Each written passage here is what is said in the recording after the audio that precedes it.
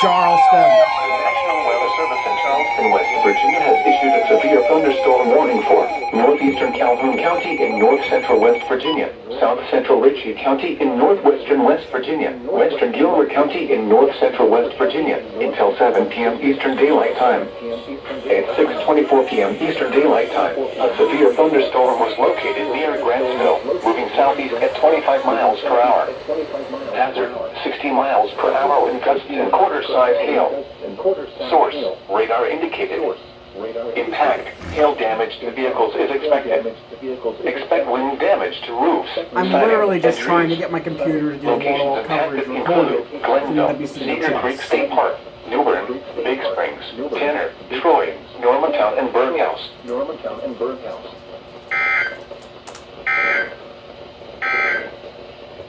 These are the regional weather observations at 6 p.m. In Charleston, under cloudy skies. The temperature was 83 degrees, with dew point 67, and the relative humidity 88%. The wind was out at 8 miles.